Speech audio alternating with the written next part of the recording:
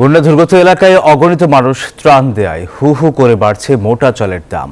চাহিদা বেড়ে যাওয়ায় নিম্নমানের চালের দাম বেড়েছে বস্তা প্রতি ৩০০ থেকে ৪০০ টাকা পর্যন্ত। বাড়তি সরু চালের দামও। নয়ন বড়ুয়াজয়ের তথ্য ও আবু জাবেদের ছবিতে ডেস্ক রিপোর্টে বিস্তারিত। গরিবের চাল খ্যাত গুটি ও স্বর্ণা সেদ্ধ সহ মোটা চাল নিয়ে শুরু হয়েছে ফের চালবাজি। বন্যা দুর্গত এলাকায় ত্রাণ সহায়তায় এসব চাল বিতরণ করায় চাহিদা বেড়েছে মোটা চালের। আর এই সুযোগে সব ধরনের চালের দাম বাড়িয়ে দিয়েছে অসাধু চক্র। পাইকাররা বলছেন, উত্তরবঙ্গের মোকামে দাম বাড়ায় চট্টগ্রামের বাজারে প্রভাব পড়েছে। সেই সাথে পরিবহন ভাড়া বৃদ্ধির অজুহাত পাইকারদের।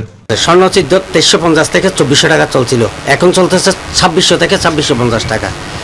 তারপরে গুটি স্বর্ণ হচ্ছে ওইভাবে 200-250 টাকা বেড়ে গেছে। এগুলো আবার যখন ওই ত্রাণ এগুলো শেষ হয়ে যায়, একটু পর্যায়ে কমে চলে আসে। সব চালের দাম বেশি, চিকন চালের দাম বেশি, মোটা চাল বলে কথা, চাল বলতে সব দাম বেশি। ক্রেতারা বলছেন, চাল সিন্ডিকেটের কাছে জিম্মি তারা।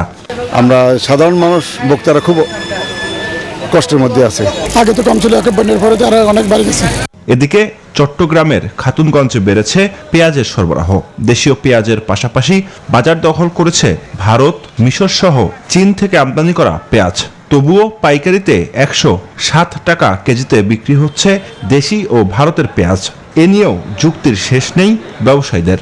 ভারত থেকে পেঁয়াজ আসতেছে, মানে কয়েকদিন আগে রোডের একটু সমস্যা ছিল, পানি উঠছিল, যার জন্য মাল আসে নাই। মাল না আসাতে এখানে পেঁয়াজের দাম বেড়ে গেছে।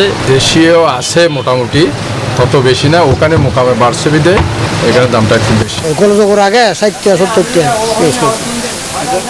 এখন তো 120 টাকা হয়। দ্রুত বাজার নিয়ন্ত্রণে প্রশাসনের তদারকি বাড়ানোর তাগিদ ভোক্তাদের। Desk report, news 24।